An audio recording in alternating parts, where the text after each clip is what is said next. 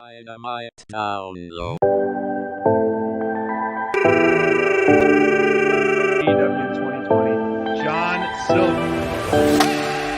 Special event, as you can see, SPD. For a splashing good time.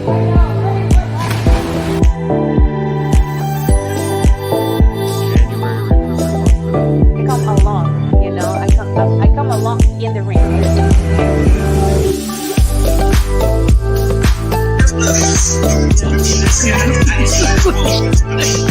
I would not want to. I would not.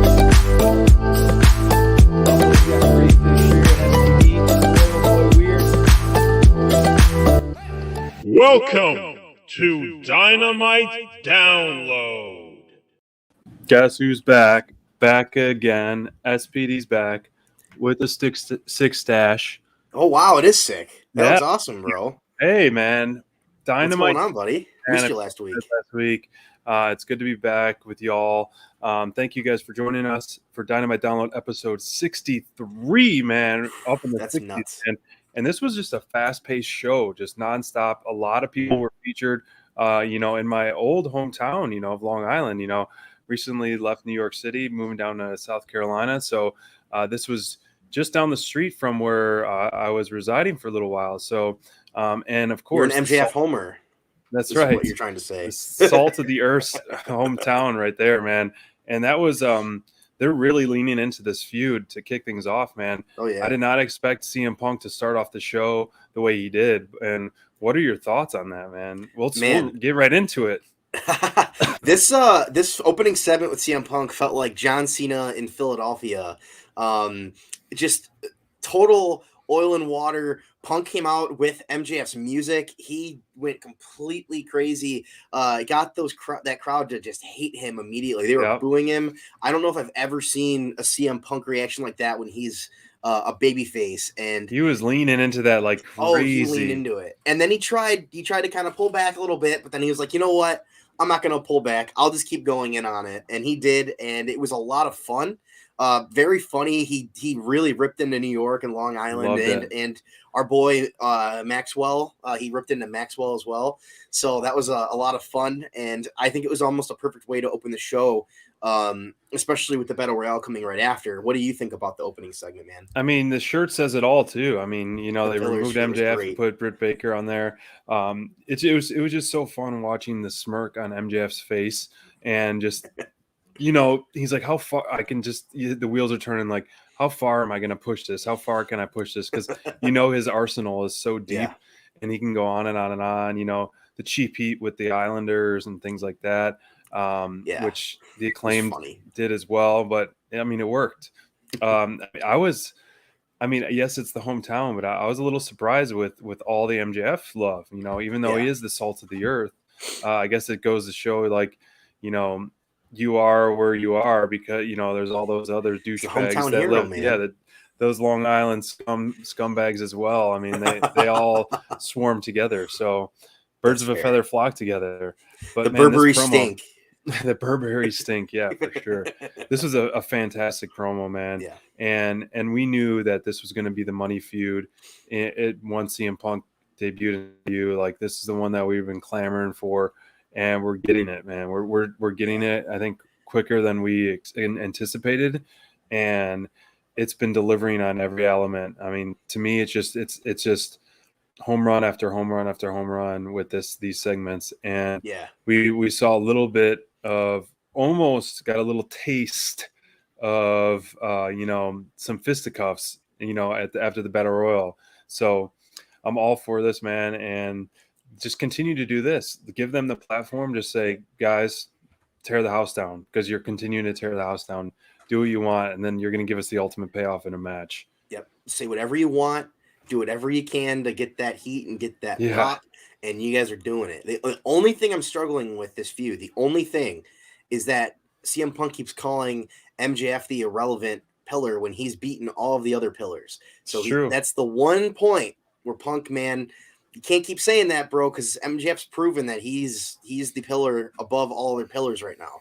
So outside of that, I'm digging everything these guys are doing. Until he beats Britt Baker. That's true. He has to beat Britt Baker. No, but you're right. I mean, MJF has taken down all the pillars, and Yeah. he has proved himself to be the ultimate pillar. And man, this is a tough one because we've talked about on our show like these 3 new additions. Adam Cole, CM Punk, and Danielson, who's Yeah. going to take their first loss, and it looks like Danielson will probably lose to Hangman. In his first title defense. Do you see CM Punk losing to MJF? I think he should. I think that would be an amazing way to continue growing the brand, which is Maxwell Jacob Friedman, the top young heel in professional wrestling. Yeah. And you can take young out of it. He's just the top heel in professional wrestling. So give him all the ways you can continue growing that. And I think that, based on what they've done in the ring lately, I wouldn't be shocked at all if he beats CM Punk. Yeah. So that's absolutely a CM Punk mark. And he's definitely a clean win is far from it too, I feel like as well. But and talking about clean wins and stuff, the Diamond Battle Royale, MJF is going for his 3-peat, and in typical coward form, he was hiding behind Wardlow. But then we saw him eliminate Wardlow, and Wardlow was pretty upset, clearly. And so we've been seeing those seeds planted for a while now. You're gonna poke the bear only for so long. Obviously now's not the time because MJF's feuding with CM Punk. I don't think the feud is there with Wardlow, but you just keep poking the bear, and then you're gonna get scratched pretty bad. But this one was, a lot going on. I was honestly really surprised by the ending. Very surprised. Oh man, same. Like Dante turning on Team Taz this quickly. It was shocking, especially based on what we were seeing in the match with him and Lio Rush having some words during the match. Sure. He sold it really well. That was a great act he was doing because Ricky Starks, it was him and Ricky Starks and MJF, and it could have been a full Team Taz match for that ring, but no, he decided to throw out Ricky Starks. He ripped off his Team Taz armband. Yeah. So total shock. And it was one of the coolest moments of the night. We were wondering, is Dante Martin actually turning? What's going on? Is there a bigger plan for him with this?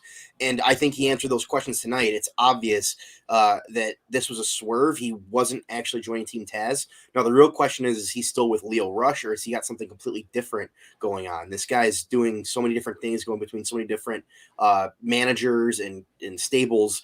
I'm curious to see what's next for him, especially if he beats MJF. That's the big question. What's going to happen then?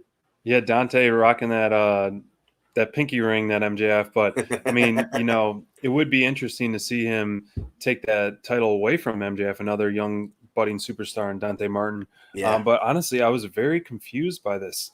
Like how soon he turns on Leo to join Team Taz, and all this is going on, and then all of a sudden he betrays them this soon, essentially as one of their very early alliances. And he quickly turned on Seidel as well. Yeah, so this is like the third time in 2 months he's turned. What's going to happen with him? I don't. I'm all for him getting TV time because I think this guy is absolutely incredible. But like we're seeing, Brian, like Lio Rush, Wardlow, Dante, these guys were all stood out in the Battle Royal, and it was fun to see the shenanigans after the match. MJF running back in and then teaming up on him with Ricky Starks. So I have a lot of questions with this one. I need to let this one digest because I'm very confused what we're going to see with this. And I think, MJF is definitely going to get that 3-peat, especially since he just got a new MJF ring. But it's going to come to the cost of Team Taz, I think, ultimately. And I do think that we need to hear from Dante about this soon. Yeah. He can't keep doing these swerves and not talking about it and explaining it. Right now we're all confused. We all want to know what's happening in his head, what's going on next. And I think next week would be a perfect opportunity, or maybe on Rampage would be a perfect opportunity for him to explain, hey, this is what's going on here. You don't have to wonder what's going on with me. It's all part of the plan. Because right now it feels completely crazy and almost random, but it's a lot of fun. It does feel really random. Yeah, but it's a lot of fun, and Dante's great. So like you said, getting Dante in the ring and getting him involved in storylines is always good because he's a 20-year-old kid that has a world of potential. Superstar. absolute superstar, and that's why he's in this match with MJF coming up. Like, Mhm. that's why we all understand that. But we want to kind of feel what's going on here because it's very confusing and very interesting for sure. And Dante, a couple years could be a pillar of the AEW as well. This Yeah. this is a great showcase of young talent that we saw there. Another great showcase, which I was glad to see more and more of tag team wrestling, even though this was an 8-man tag team wrestling, was the Acclaimed with a little bit of taste 2.0 and my guys, the Varsity Blondes and Jurassic Express. This was a high energy, man. This was a lot of fun. This match is a perfect live crowd match, perfect match to watch and cheer for live because it was nonstop. Boom, boom, boom, boom. The Acclaim came out firing as always, how they're the line they're gonna run your bitch ass out of town like Cuomo. They also talked to the Islanders, even though their hometown. So we got a little taste of the promo, and then we got a lot of taste of 2.0 during the match and after the match too. But this whole time, man, I love the energy that these guys were bringing. Luchasaurus is so over with the crowd, and I couldn't keep my eyes off the TV with this. I mean, the whole show, but this one, I was just like, whoa, going back and forth, back and forth, back and forth. And anytime Jungle Boy's in a match, he's always must see. Like, you can never not stop watching him just because he's so quick, so fluid, and so innovative with his offense. Dude, this whole show felt like it was shot out of a cannon. It was so fast paced. Everything was fast paced. Felt like an episode of Rampage. More so than an episode of Dynamite. It was just so quick. Everything was going like that. And this match, kept that going. After a battle royale, a lot of times, a company will be like, okay, we'll have a go to the bathroom kind of match, a beer break match. And not tonight. I mean, they immediately went from a battle royale to an 8-man tag, then to another tag match after that. And it's just like absolute like chaos the whole show. And all of them had brawls afterwards and returns and like, if this is an episode you could have easily slept on, not knowing what's this is going to be a special one, but there was a lot of stuff that happened. Superstars were made, returns happened. This 8-man tag match, I mean, we got to see some great stuff. 2.0 is hilarious. Love those guys. I'm loving them more and more and more. They're like my last year's Acclaimed. Like at first I didn't really care for them, then I quickly loved them, and then this year, like 2.0, I'm like, who are these guys? And right away, boom, I started loving them. So I think that like that's my last year's Acclaimed. And we're seeing, we saw Eddie Kingston come out afterwards, attack, and then Ortiz, who looks like $1 million, man. The guy is like totally so cool. Jacked and looked like mean and angry, man. And then 2.0 come in and attack them. So are we going to get a little taste of 2.0 and Garcia with Santana, Ortiz, and Eddie Kingston right now? Maybe while Jericho's kind of on tour or what? I think that would be an awesome pairing. These New York guys versus the 2.0, but I think that's kind of like the writing in the stars right there. So I would be all for that. That would be a lot of fun because we haven't seen Santana and Ortiz on TV that much recently. So and these guys good are to get both these guys involved. Yeah, like both teams involved. I think it'd be a lot of fun, and they're very different teams. Oh, for sure. I could see 2.0 just bothering Santana or Ortiz all the time and just ruining their day and like doing all these funny backstage things. But then what's cool about 2.0 and I think that a big part of it is that them and Garcia, they attack, they don't just do these funny things and make jokes. They actually beat people down and like, they outnumber everybody and everything. Oh, there you go. My chew. I need the chew of the week. Chew. Yeah.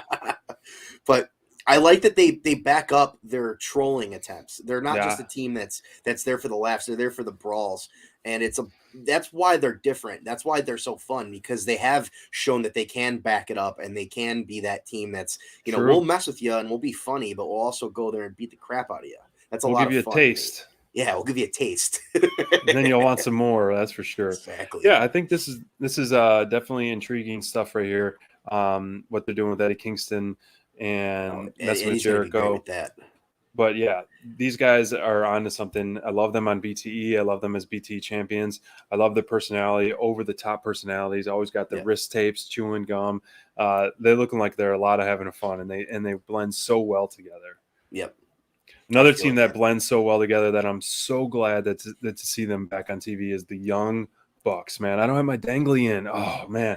Even though I'm a team babyface all the way, Young Bucks, man, I'm all for some cold spraying kisses, man. I love me some cold spraying kisses, and we got a lot of that tonight. And these guys are, the best in the, they're proving why they're the best in the world because they can go with anybody.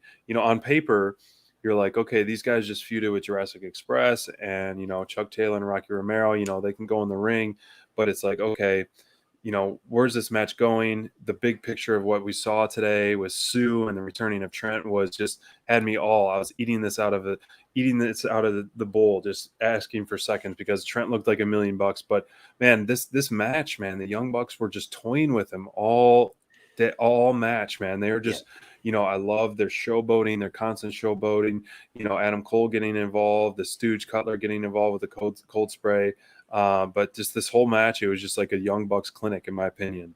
Yeah, this was a typical Young Bucks are just toying with their opponent, being jerk heels match. I loved it, and I think Adam Cole adds a whole nother dynamic to these guys, which is really fun. I think that they have a lot of fun when he's out there. They do different stuff. I like that they're able to kind of morph and do some different things. I want to see more trios matches with these guys because I think that they would have even more fun in the ring doing trio stuff. But obviously, the big moment was Trent coming back, and that was epic. And he looks great, and he looks healthy. So that's fantastic. That a lot of people returning from health scares this week. Having the Bucks both come back after just absolutely destroying their bodies for our enjoyment, and then having Trent come back after that scary spinal injury he had. It's just awesome. And he does look like he's like if Miro and Moxley had a kid. that's Trent. That'd be great. They just play that storyline up. That'd be weirdo. I had to do a double take. I had to do a double take when I saw Trent come out because I was like, wait, because I'm so used to him with long hair and he slimmed down maybe a little bit, but he looked. I was like, oh my gosh, he looks like such a badass. I love this part. And to me, this feud wasn't really going anywhere for me at all quickly. But now that, Miro and Blade had a kid, but now that Trent's return, and this is the kind of the same thing that happened before with the last feud with the best friends and Miro and Kip Sabian. As soon as Trent returned, it made it that much more relevant for me, because it was getting so stale. Like this to me was like a feud out of nowhere. And then now that Trent's back, I'm excited to see the original best friends versus the Super Click Party trios and kind of trading stuff like that. So we know Trent is a workhorse. So I'm all for this feud right now. I think it's going to work for the time being. Me too, man. I think that Trent coming back is massive. Not to take anything away from, Wheeler Yuta or anything. Sure. But I think that there was obviously a dynamic that they had as that trios team. And I think that that's what we want. We want to see that dynamic there. It just kind of felt like they're throwing Wheeler Yuta to the wolves. Like, okay, he's going to be your new third guy. Right. And now it's kind of come back full circle and have the original team back. And maybe we'll see some, some fatal four-way matches and that'd be great to see some cool stuff. I like that now they have some options for their squad as well. If, hopefully nobody gets hurt again, because obviously Trent comes back from an injury, then immediately gets hurt again. So hopefully no injuries happen. But at least now, there are more numbers. There's not going to have to be that weird insertion into storylines anymore. It's a bigger squad, and we'll see, man. I'm stoked about it. I can't wait to see Trent back in the ring in a real match. It's gonna be great. I love that AEW gives the people what they want in their hometown. We saw the surprise debut with Trent. Obviously, they're given, the MJF rub, the Acclaim, John Silver, main event meat man. So I think that's obviously kind of booking 101, but I eat that up, man. I'm all for a sucker. I'm all for a happy ending. I can't stand movies that don't have like full, closure movies or sad endings. I like. So you love The Mist, is what you're saying?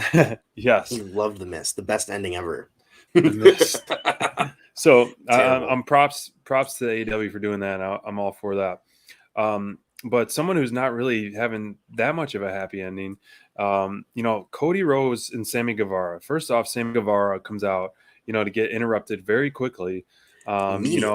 Immediately doesn't even get a word out there, talking about his open challenge, which, I'm all for the TNT title always being this kind of open challenge. Cody set the bar with that for sure. Miro then kind of did a little bit, but Sammy is definitely following suit. Excellent with that open challenge, giving new guys the rubs and all that. but Cody looked for worse for wear, man. It was way worse than I expected. I mean, I don't know how you protect yourself, but that was a pretty brutal. You know, I didn't get a chance to talk to you guys all about that, but that was an absolutely selfless thing to do. You know, really, and the fans are still, you know, not giving him the love that he deserves, man. This guy's giving it all for everybody, and I will always be a Cody Rhodes fan no matter what, because you're sacrificing it all. And Sammy Guevara is another one of those guys who sacrifices it all for the fans. So, you know, Cody comes in and he's getting that title shot. He's next in line for that TNT title shot once he heals up a little bit. You know, what are your thoughts on this whole Cody Rhodes saga? Man, I think tonight was really the first time we got to see Cody lean in a little bit. He did. He leaned in. There's definitely moments where he teased walking out the heel entrance. He said some stuff that, you know, okay, he's being patronizing again. Like when we talked about it with QT, where he was almost patronizing QT Marshall when they started their feud.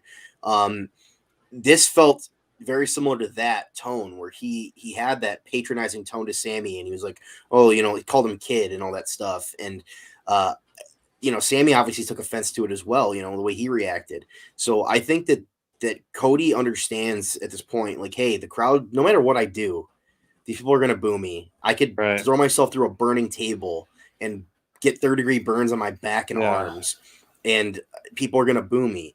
So might as well lean into it and just accept it and get those boos. And I think that he did that without changing his character. I think that he did that without not being the Cody Rhodes that he is. I think that's going to work, and that can work, and it'll be something that he can do, and it'll make him an interesting character, because there's not really anybody like that where there's somebody that's going out there acting like a baby face, you know, doing things on purpose to be like, but they're being a heel. He's leaning into it. And I think that that's ultimately where this is going to end up. And that's probably why they're putting him up against Sammy Guevara. If I'm being honest about it, I don't think that you put him against somebody like Sammy, who's a budding young babyface who just won his title, you know, 2 months ago, to have Cody go in there and interrupt his promo, you know, and then obviously Ethan Page got involved, and he interrupted both of them. And so Dan Lambert's coming back, and everybody's so excited for Dan Lambert to come back. Poor Dan, just to get hit again by Jericho. Well, Jericho's not on the show anymore, so he can come back and it's okay. But I don't know, man. It's tough because I think that Cody needs to lean in. I think that he's doing the right thing by not ignoring it and just dealing with it. I think that they're making the right play here, and I hope that part of why he's going to wrestle Sammy is because they understand that. And I think that it'll be a lot of fun because these guys are obviously two of the, you know, Sammy's one of the best young wrestlers on the roster, and Cody's, you know, a Hall of Famer anywhere, because he's, you know, because of his in-ring ability, and, you know, obviously he's, you know, being a Rhodes is a huge thing. Like, you can wrestle in his sleep. So I can't wait for that match. And I'm curious to see where Ethan Page gets involved, because Ethan Page is kind of he's an outlier here that's looking in, man. Like, what's this guy going to do? Is he going to get involved in their match? Is he going to do something to get himself involved in the feud?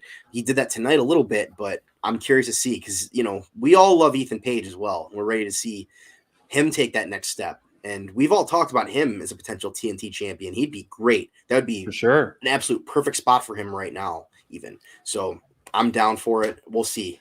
What about you, man? I think it's great. So as I'm listening to you talk about this, do you think Cody Rhodes is going to piggyback on Sammy's babyface popularity and kind of side with him against the Men of the Year and Dan Lambert to try to get that babyface push? I think he could. Do you think that could be something that could actually work? Because obviously, like the Pac and Lucha Brothers things wasn't enough. Going through Fire Table isn't enough. Is you know, pumpkin-headed dipshit Dan Lambert enough to push Cody, for them to cheer Cody, or would they cheer Dan? I definitely feel like Cody's going to try to tie himself to Sammy, and if this feud becomes a feud, I think that he will tie himself to Sammy Guevara's, you know, face pops. Yeah. But, you know, I think that Sammy acknowledged tonight, like, hey, like, you call me kid, you know, this kind of thing. I'm the TNT champ. I think that if he does try to side with Sammy, I think there could be some issues between those two, and that would make it even more interesting. If you have issues between Sammy and Cody, that's when you can really get some stuff with Cody, where he can lean in without going full heel. He could do that. If Sammy's not being cool with him, then he's justified, right? So there you go. I think that could play out to be a really interesting part of the story, and then kind of have a 3-headed monster of a feud with Ethan Page and American Top Team over here. Sammy Guevara here with Inner Circle, and Cody kind of doing his own thing, but getting the worst crowd reaction out of everybody. I think it'd be great. Make for interesting television for sure. It's very compelling, man. The Cody Rhodes saga that we've been following for months and months. It's one that I'm very intrigued with. Yeah. And I'm very curious of reading. We're reading the book. I'm curious how this is going to end, you know. And obviously I want it to end with a happy ending. So I'm very curious, man. And there's wheels turning there that they know they're probably 4 or 5 steps ahead of us. Yeah, for sure. And we're just pawns in their game as well. We're playing to exactly what they want us to do. We have no idea what's going on, so that's the perfect thing. That's what they want in wrestling. Exactly. And that's what I want too. I don't want to know what's going on. I want to know when it happens. For sure. And Bonds, I know you're very high on this match, man. So kick this thing off, man. Jamie Hayter versus Rio, and the women's match of the night. Oh, it was stiff is all I can say. This match was so stiff. There were so many spots where I was just like cringing at like the impact. And it was a lot of fun. I think that Jamie showed off some of her, big offense that she can do. And Rio just did some awesome stuff as well. Obviously she's a lot smaller, but she uses that to her advantage. I like how she uses her size to do these crazy high spots sometimes off the side, off the side of the ring, all this crazy stuff. And I think that, she's really fun. And I think that her and Britt are going to put on a great match when she finally gets in there for that title match. She beat Britt. So this is a big one. And I think that Jamie, again, there was interference that, it didn't necessarily cost her this time like it did the last time there was interference, but Britt and Rebel on the outside were very almost confused at the end of this match. I think that friendship between the DMD and Jamie Hayter is kind of on thin ice. And the more that these kind of matches happen, where we get to see, Jamie kind of be the sacrificial lamb for Britt's opponents, I think that we're going to start seeing some real issues between this stable. But overall, man, I think this was one of the better women's matches we've had this month or in the last month or so. I think it's been a lot of fun. This could have been a tournament match, and I would have been very happy with it. A couple of those tournament matches, period. This should have been in the tournament. And, a match like this is the reason why we miss Rio so much in the women's division. She's a pillar, as we keep talking about the pillars of the women's division, just her workhorse, very underrated for her size, very strong for her size. And the same goes for Jamie Hayter. I love her aggressive style offense, strong style. I'm all for, that's why I like Thunder Rosa so much, because she is a very aggressive, strong offense, and Jamie Hayter uses her size and her strength to her advantage. And there was a great back and forth, and it was a very convincing win by Rio. And even though she was outsized by Jamie and outnumbered by Team DMD, she prevailed. And I think this was much needed match, and an outstanding, one of the better matches on the card overall. In a pretty diverse card with a lot of talent on the card as well. No kidding. So how many wrestlers got to wrestle tonight? A lot. Which is good. You always want to see your favorites and all that. But man, this match, it was quite a surprise, and in a good way for me. I didn't expect it to be this long and this kind of back and forth, and Rio to take that much abuse. But it's always fun to see the strength of Hayter just go, beyond showcase every time she's in the match. Oh yeah, so, it's both fun from both sides. This is a good match. I didn't want it to end. When it ended, I was like, oh, that stinks. I was excited for Silver versus Danielson, but man, I was really enjoying that one. But speaking of Silver versus Danielson, that main event, man, holy kicks. SPD special for sure. The SPD special with a side of kick and then some more kick and boot. Some meat. and some meat for Johnny Hungy because he definitely needed it, especially after getting his face kicked in by Danielson at the end of this match. But man, I know you're a Danielson slappy. I gotta That's get your right. thoughts on this match because it was so back and forth early on. I thought, man, like Silver looks awesome early on. He came out fired up, but Danielson really started putting it to him at the end. What do you think of this one overall, man? Because I really love this one too. It was so close with my match of the night tonight.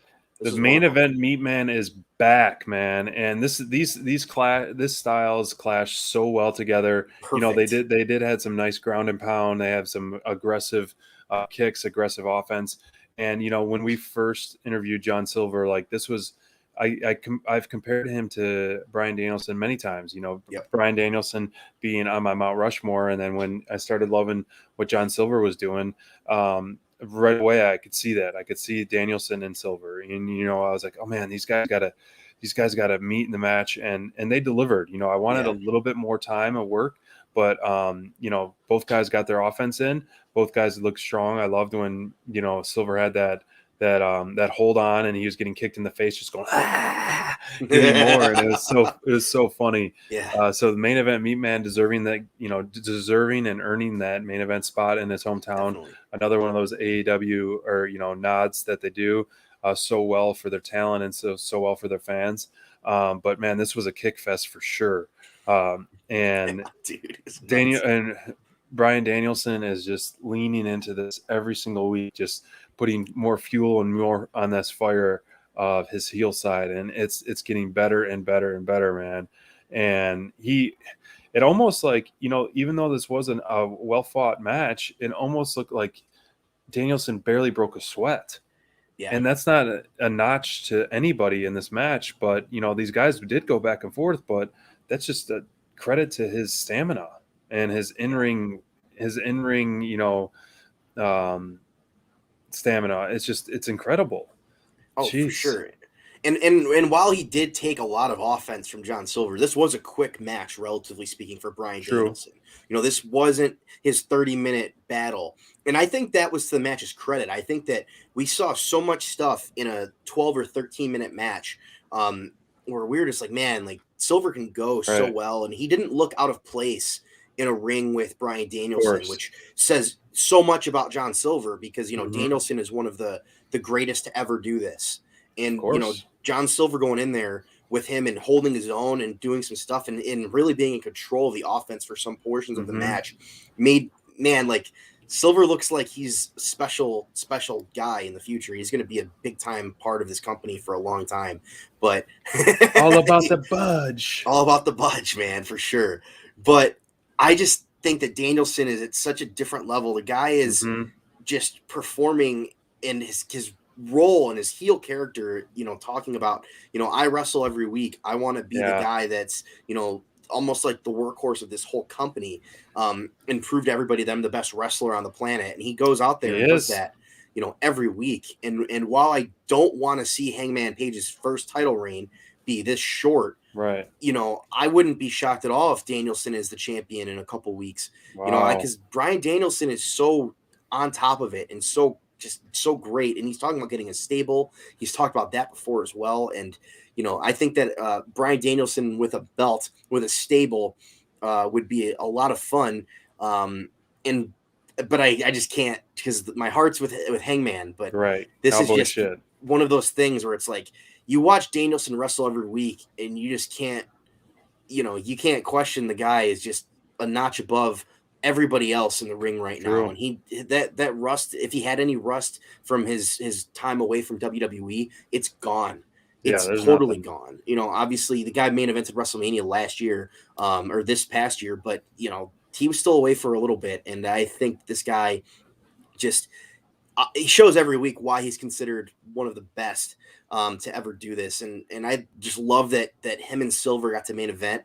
It was a fun main event. And anytime Silver gets to main event something, you know it's going to be a blast just for his facial reactions. And like you said, he's sticking his tongue out at Danielson while he's got him in a hold. And like, it was just a blast, man. And I love this main event, one of my favorite in a long time, just for the people in it.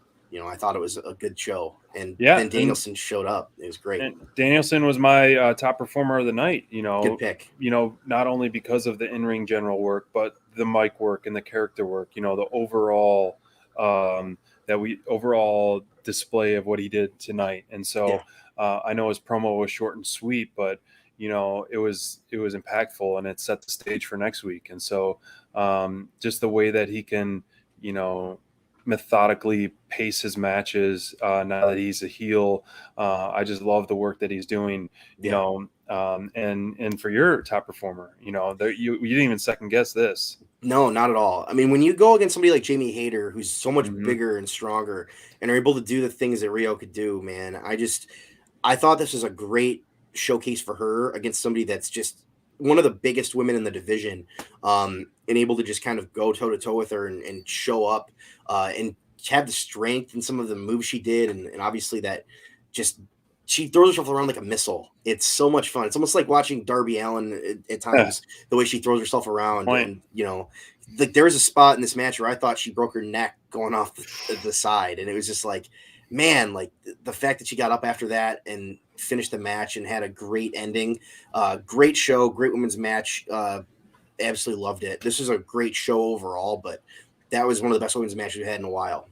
No, I agree, and this a part of the backbone of the women's division, and we're going to see a 6-woman tag match on Rampage. We got Ruby Soho, Anna and Tay, and versus Bunny Ford and Nyla.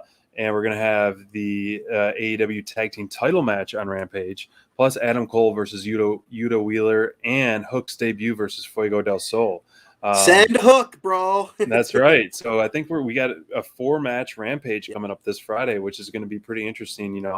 It's already the fastest 60 minutes of wrestling, and then we're adding 4 matches, including a tag team match that could go 30 minutes easily. Can we get a commercial-free Rampage, Tony Khan? Yeah, that would be pretty sweet. Commercial-free Rampage this week. Come on. But, man, that is a jam-packed card for 60 minutes. Dude, I know. What are you looking forward to the most? I don't know. It's all good. I love Rampage every week is fun because I think that hour of wrestling, when you pack that much stuff into an hour of wrestling, you just get just the fast pace. You don't have to worry about padding out the time with too much segments going on and all that stuff. You just get the best matches, man. I think that tag match though will be a lot of fun. I'm excited for that. I think that'll be a blast, especially after we saw that segment with Nyla Rose attacking Ruby Soho tonight. Saying mean things to her, calling her a mean name, and then punching her. That's not very nice. So I think that'll be a really fun match on Friday. But what about you? I mean, Lucha Bros are my guys, man. You got to pick them. I know biggest Lucha Bro marks, and these two teams have shown time and time again the chemistry that they have. Yeah. And anytime Lucha Bros are on the card, I mean, that's my number one for sure. Build the women's division, build that tag division, build all the divisions. Yeah. Let's get that Rampage going, man. It's gonna be a blast on Friday. I can't wait. That is for sure. Well, guys, we're gonna end things here for Dynamite Download. A short and sweet episode, covering all things AEW. Crayfish and myself will be back in 2 days, Friday night. Grab a cold one. Bonds, if you're around, hop on in. But Crayfish and I will be holding down the fort for Rampage Rundown. Thank you guys, as always, for joining us in the chat. And we look forward to speaking with you guys online and chatting with you guys and seeing you on Friday. Happy Friday, everybody, on Wednesday. All about that buzz.